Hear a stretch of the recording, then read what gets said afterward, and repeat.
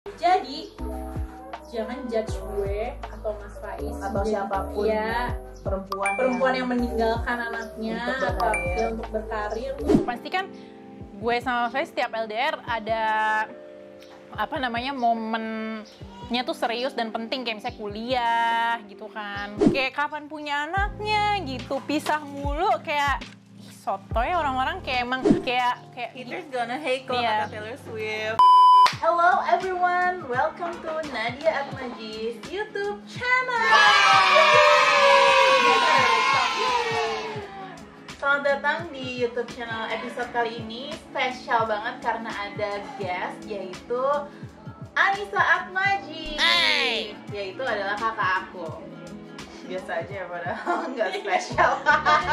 Halo, nama aku Anissa Puswasarian Indiani, bisa dipanggil Anissa atau Nisa atau Nisun atau Nisong atau Sungki atau Nichun. For those who already subscribe to my channel, thank you so much. And for those who haven't, please support this channel by clicking the subscribe button.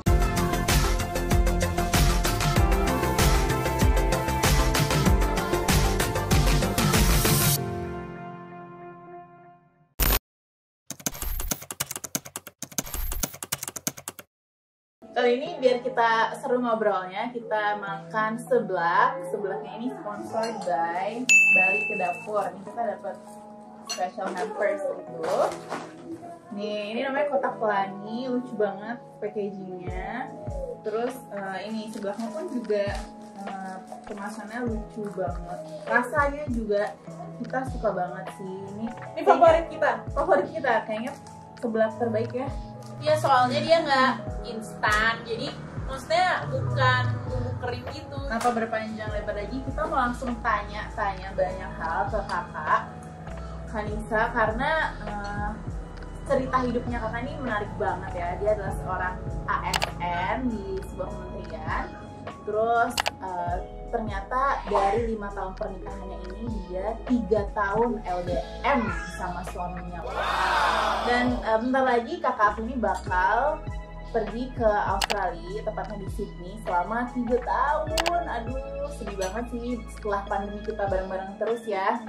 Akhirnya kita tiba juga nih di hari-hari menjelang kepergian kakak ke Sydney. Dan aku kita harus bikin konten. Bukan agak maksa banget.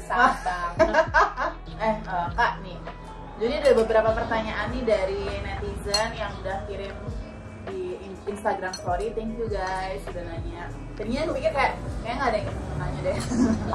Karena banyak, ternyata hidup aku menarik guys bagi sebagian orang. Oke guys, langsung aja kita masuk ke pertanyaan pertama yang udah masuk dari netizen di IG story aku. Thank you so much yang udah nanya. Pertama dari Pinka Ica. Dia langsung yang kayak shock gitu. Pinka Ica. Hah, ngapain Kanisa? Tapi jadi dekat sama Mas Faiz kan ya. Mas Faiz adalah nama suaminya kakak yang saat ini sedang berkuliah S3 di Universitas Swinburne University di Melbourne. Nah, Di Hawthorne sih. kenapa kamu ke Australia? Untuk apa gitu? Oke. Jadi Kemendak itu punya kantor perwakilan di berbagai kota-kota bisnis di dunia. Namanya ITPC, Indonesian Trade Promotion Center.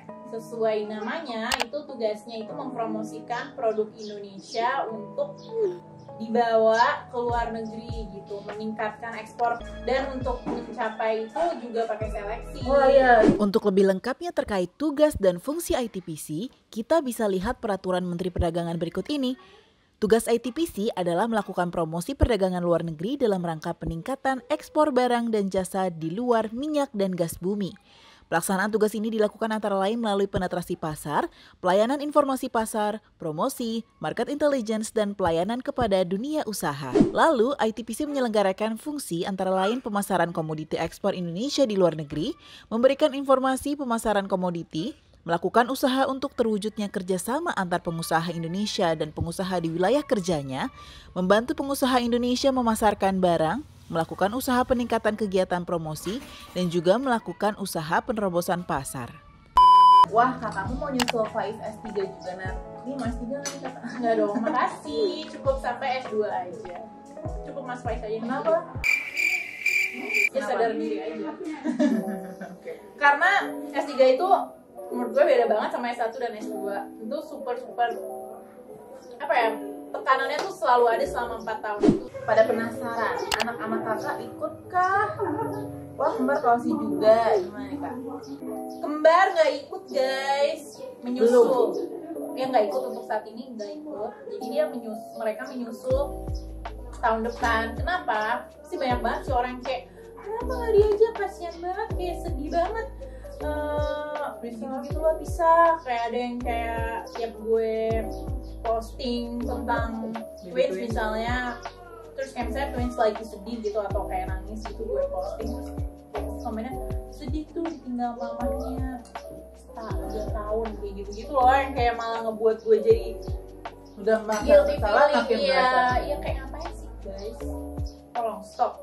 Jadi kenapa gue nggak bawa, karena ya kita realistis aja, kayak umurnya masih 10 bulan, terus gue di sana kerja, Mas Faiz kuliah, which is S3 tuh beda ya sama S2 sama S1, dimana mereka tuh intens di labnya untuk riset, dan kadang mereka juga jadi asisten dosen, asisten supervisornya gitu. Jadi berarti kerja lah gitu. Dan kalau 2 orang tuanya kerja, terus mereka masih kecil banget 10 bulan kan, jalan belum, makan belum pinter ya kan, tuh takutnya malah ngebuat merekanya nggak enjoy, dan malah kita berdua, gue sama suami malah jadi rungsing gitu loh.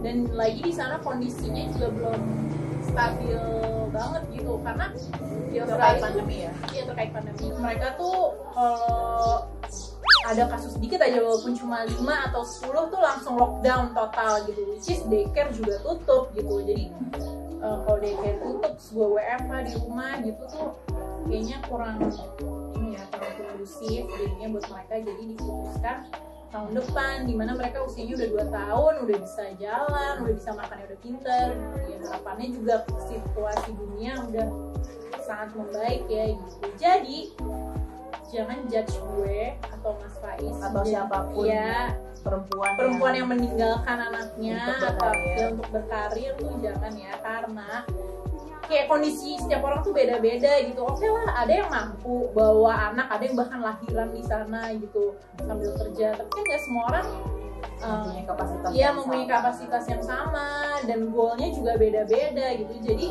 jangan dihakimi, jangan disedih-sedihin, karena gue iya betul banget. Mas sama adek, mama pamit dulu ya, cuma bentar setahun. Ini buat masa depan kita, mama, papa, mas, dan adek. Nanti ditinggal sama Uti, sama Mama Nat, sama Mbak Har, sama Mbak Lucy. Yang baik ya, jadi anak yang hebat dan baik ya, tumbuh kembangnya sempurna dan subur dan sehat, yang paling penting sehat ya. Nanti pas banget ada pertanyaan dari Magia Fitri sebenarnya tadi, Kanisa ngapain ke Aussie PhD ya, gimana caranya PNS belajar keluar wokok mau pas. Ini Kanisa sebenarnya nggak PhD tapi Mas Faiz, tapi dia menjadi saksi hidup gitu ya, bagaimana Mas Faiz struggling. Ternyata gue nggak tahu men, kalau ternyata perjuangan mencari PhD itu sesusah itu. Sesusah itu, kayak paling susah tuh nyari supervisornya yang bisa.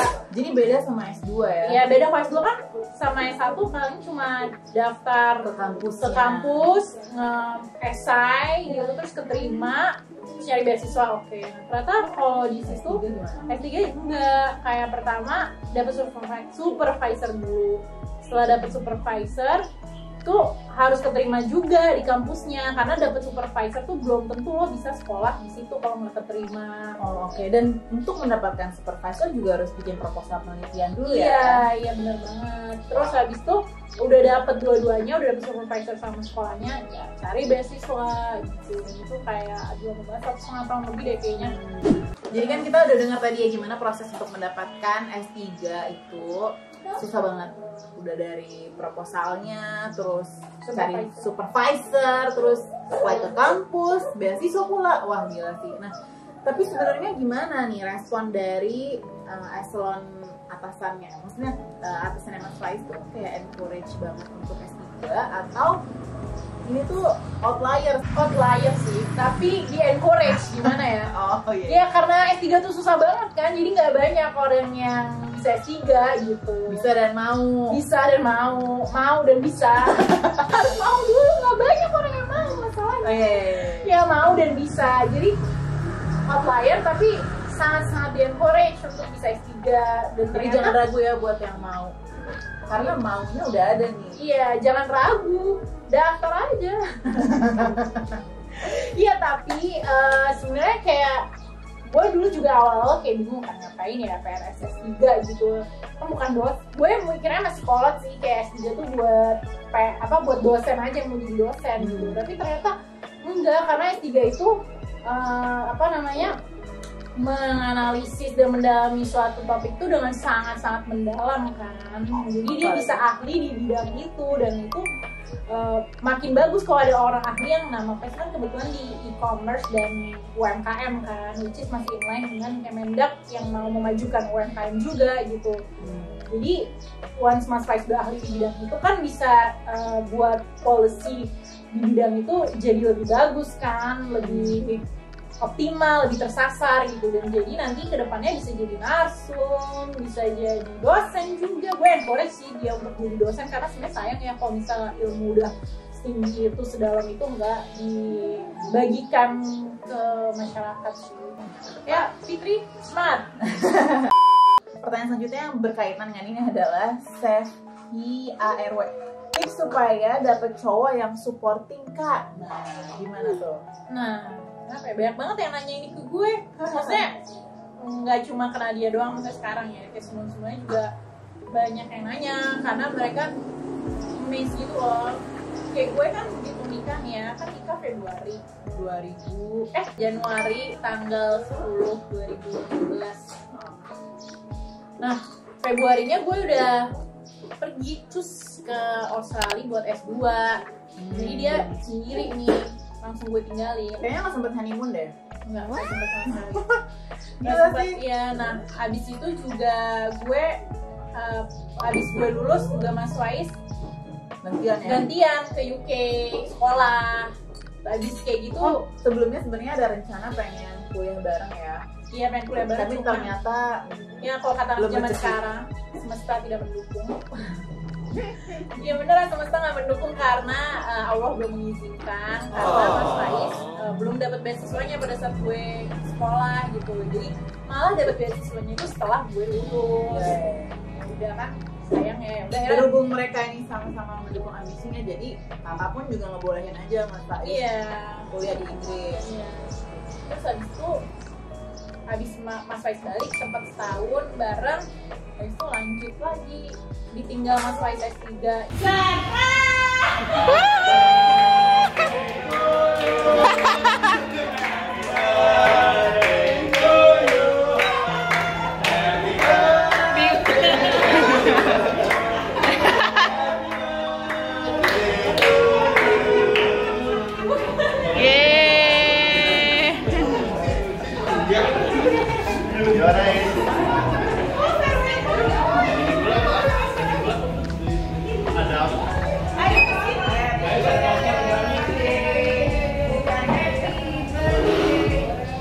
Gimana? Kaget gak? Beneran kaget?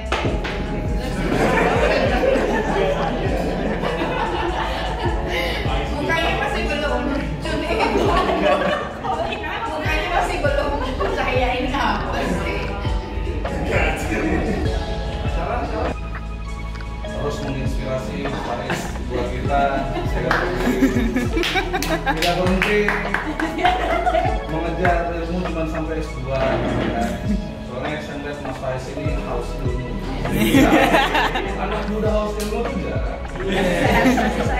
Saya sangat mengapresiasi tengah hujan masih menyempatkan waktu untuk menghadiri farewell acara ini. Sebenarnya saya juga nggak tahu kalau ada acara farewell. Jadi saya juga mengapresiasi Bayu yang sudah memberikan sambutan.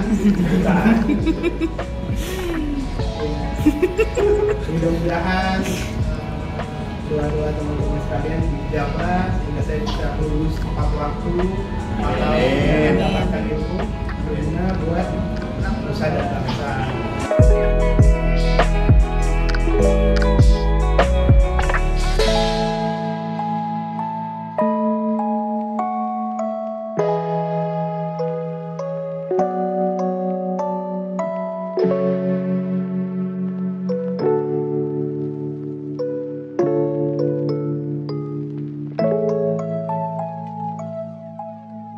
Pas saat gue lagi hamil, jadi gue hamil tuh Melewati hamil lahiran dan sekarang tuh nggak ada Mas Faiz, belum ada Mas Faiz.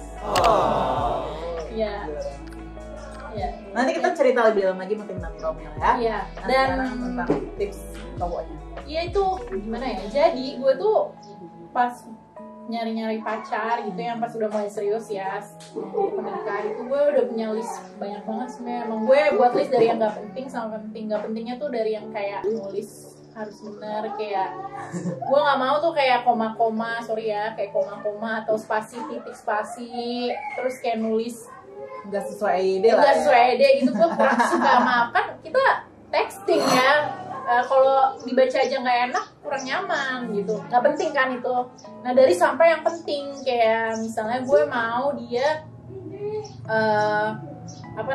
berorganisasi. Kenapa sih gue pengen cowok yang berorganisasi gitu? Karena mereka berarti aktif kan, kerjanya nggak cuma belajar aja. Iya, dimana itu pasti kan kemampuan interaksi sosialnya bagus. Terus, atau gue juga pengen punya pekerjaan yang ini gitu. Jadi cari cowok yang pekerjaannya settle dan yang paling penting pekerja keras. Kayak oke, sekarang dia belum punya jabatan, tapi gue percaya dia akan sukses karirnya gitu dari Melihat potensinya. yang serius sampai kayak gitu. Jadi gue Bikin list untuk kayak cowok idaman harus seperti iya apa. iya. Terus habis kayak gitu, nah Selain bikin list, kayaknya lo pernah bilang kayak lihat juga gimana how he's being raised by the family. oh iya itu ya, kayak kita bisa tahu gimana cara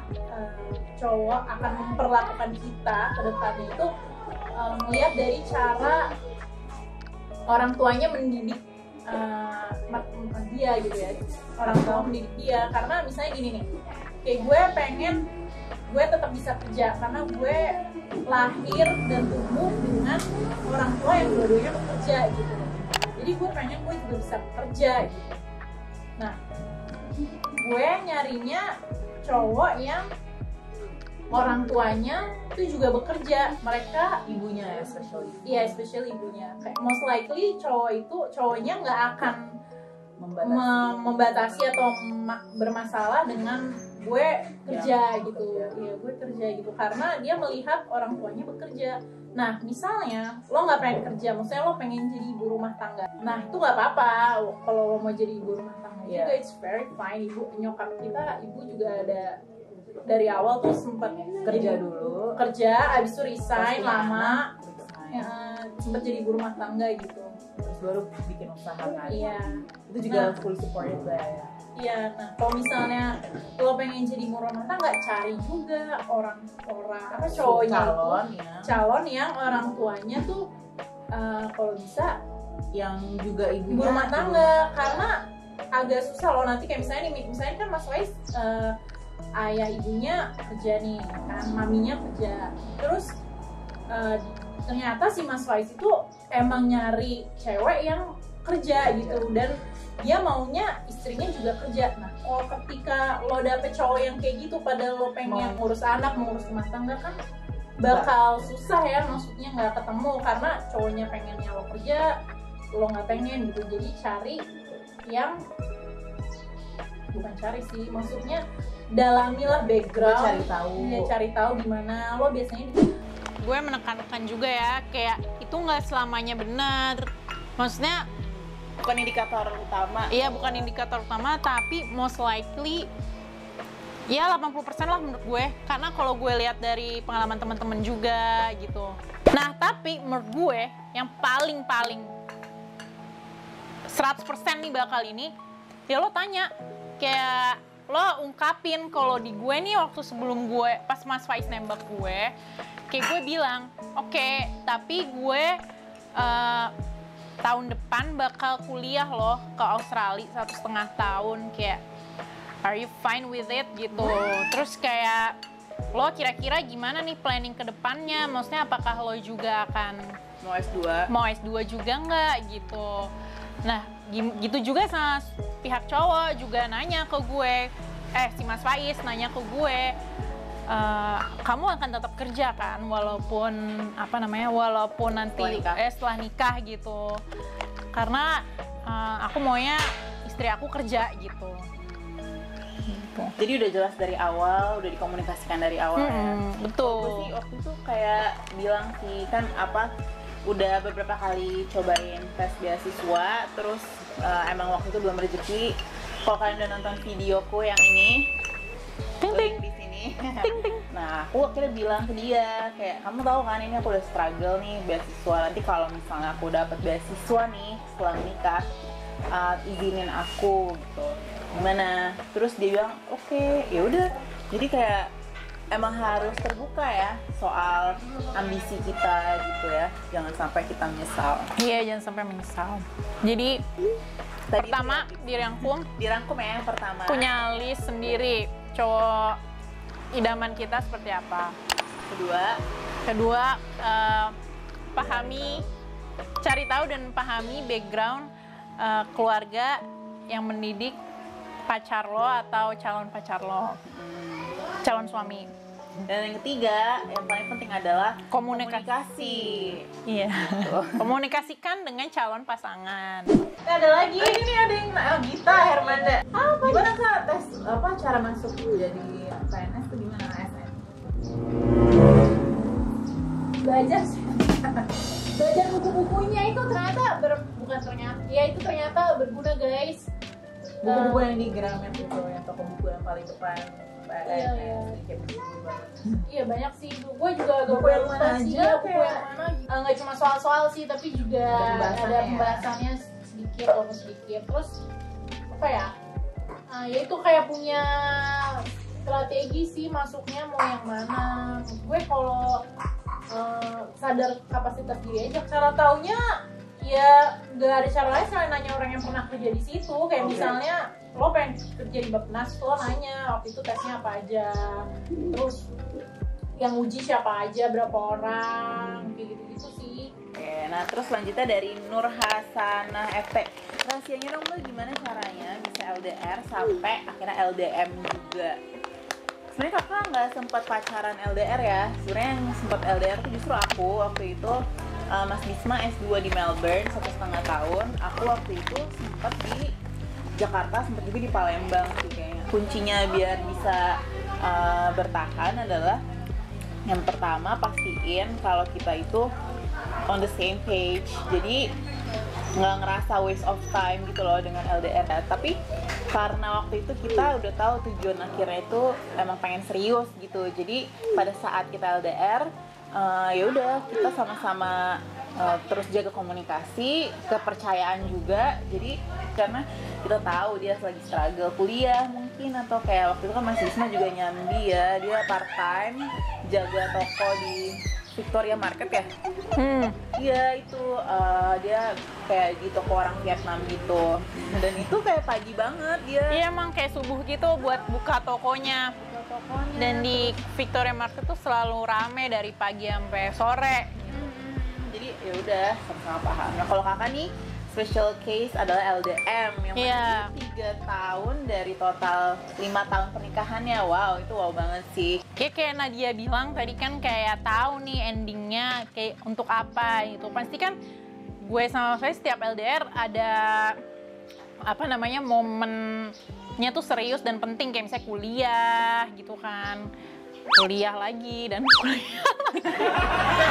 kuliah which is kuliah itu bakal berguna untuk karir, dimana kalau karir maju berarti kan income kita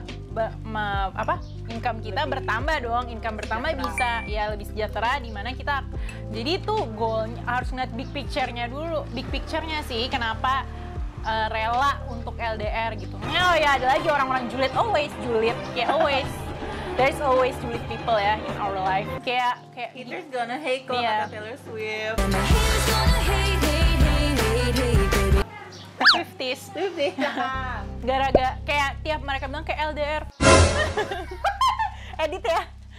LDR mulu gitu. Kayak kapan punya anaknya gitu. Pisah mulu kayak sotoy orang-orang kayak kita emang milih LDR karena ya LDM karena emang jalan dari Allah gitu, dan kita LDM juga buat masa depan kita yang lebih baik gitu. Jadi kuncinya tuh taunya pertama tahu dulu goalnya, maksudnya tujuan utama kita LDM itu untuk masa depan. Jadi agak lebih ikhlas, jadi lebih ikhlas gitu untuk menjalani LDM. Kedua, kalau LDM atau LDR lah gitu, kita harus pahami bahwa kita mau nggak mau akan hidup di dunia yang berbeda gitu. Apalagi gue kan di Australia, Mas Faiz di Indonesia, atau Mas Faiz di UK, gue di Indonesia, which is itu udah perbedaan jam juga kan. Jadi ketika gue bangun mungkin dia masih tidur, dia lagi sekolah, guenya malah lagi leleh atau sebaliknya gitu. Nah, kita jangan baper dan ekspektasi yang terlalu iya, maksudnya kalau udah nikah tuh harus lebih dewasa sih. Jangan kayak kok nggak balas chat sih, kok nggak ini sih gitu. Kayak tahu aja di sana mereka pasti nggak balas chat, emang pasti karena nggak bisa, bukan karena nggak mau gitu. Karena lagi kuliah atau karena simply lagi nonton ya. Mas kan capek juga dong belajar terus, lagi makan butuh nonton, refreshing gitu kan. Ya udah kita cari kegiatan lain, dan gitu juga sebaliknya. Jadi gue tuh justru selama 3 tahun itu jarang banget sih berantem karena masalah hal-hal sepele gitu sih. Pernah ngerasa kangen gak sih kayak aduh lagi pengen ngobrol tapi misalnya Mas Faiznya ya tadi perbedaan jam perbedaan jam antara dua benua gitu. Itu gimana? Ya kangen sih pasti ya, tapi kayak ya udah video call atau cari waktu gitu, kapan nih misalnya kita tanya juga. Nah, terus kayak jangan kode-kode lah, kayak udah nggak zaman lah suami istri masa kode-kodean ya. Sebenarnya pacaran juga janganlah kode-kodean tuh nggak membantu sama sekali, yang ada malah membuat masalah gitu. Jadi kalau misalnya lo ngomong aja kayak kita udah jarang nih komunikasi intens gitu. Gimana kalau hari Sabtu gitu misalnya jam segini kita ngobrol panjang yuk video call gitu. Ya udah gitu. Terus kalau misalnya oh ya sama ini kan yang gue bilang itu deh kayak love language gue sama Mas Faiz tuh gimana beda gitu. Sih kalau nggak salah ada tesnya deh, coba kalian Google aja. Love language ya. Kalau love language gue tuh lebih ke waktu itu gifts kayak kasih suka. Gue suka tuh waktu gue di Australia, gue bahkan masih sering kayak yang tiba-tiba ngirimin Mas Faiz kue atau makanan. Mas Faiz di Jakarta. Iya, Mas Faiz di Jakarta, gue suka tuh kirimin. Nah, ulang tahun inget iya Mas Faiz ulang tahun, jadi kayak udah siapin nih kadonya gitu. Iya, nggak mesti pas ulang tahun juga, gue suka random aja gitu. Emang orangnya suka ngasih, ya itu menunjukkan kasih sayangnya kayak gitu. Nah, sedangkan Mas Faiz tuh lebih ke support. Gimana sih apa namanya? Gue kurang tahu sih. Pokoknya kayak support gue, kayak membantu gue gitu lah. Misalnya kalau gue butuh bantuan apa ya dia langsung cekatan gitu. Nah, karena Mas Faiz orangnya bukan orang yang suka ngasih act of service. Ya, act of service. Sebenarnya itu kayak bantuin siapin baju atau apa sih LDR kan ya. Jadi kayak lebih susah iya. Nah, kan misalnya gue suka tuh ngasih hadiah. Nah, Mas Faiz nggak suka nih. Maksudnya kayak dia suka lupa atau gimana. Ya nggak usah baper. Kayak lo bilang aja, mau dong aku dikirimin misalnya dimsum, tolong dong gue sering tuh kayak kirimin dong dimsum ya, nih tempat mesannya nih gitu. Jadi sebenarnya terus begitu datang kayak surprise. Sekarang kita lanjut ke pertanyaan. Ini dia nggak nanya nih, dari KA93 Chan Makati. Nggak nanya tapi salut sungguh. Kalian hebat banget, bukan LDR sampai beda benua. Best of luck, thank you. Gue yang thank you. Thank you Makati. Kamu luar biasa. Buat yang udah nanya, wow, seru. Semoga kalian mendapatkan informasi yang berfaedah, atau kalau yang nggak berfaedah mohon maaf ya. Berfaedah dong. Orang kita udah sampai berusaha. Berfaedah kan guys? Yaudah, kalau ada pertanyaan lanjutan boleh tulis di kolom komen. Jangan lupa like, comment, dan subscribe. Doain kakak supaya lancar Amin. selanjutnya ya. Untuk kuliah UCL. Hey. Love you.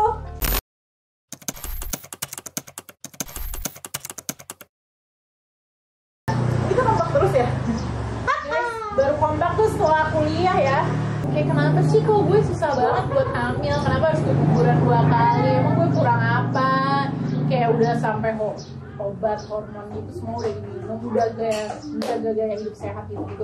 Cuma karena waktu itu Mas Faik sudah mau berangkat S3, gue akhirnya memutuskan insem aja. Karena insem itu kan inseminasi itu beda sama bayi tabung. Buat tahu bedanya Google aja ya. Nggak banyak nih orang yang tahu tentang inseminasi atau ternyata beda sama bayi tabung.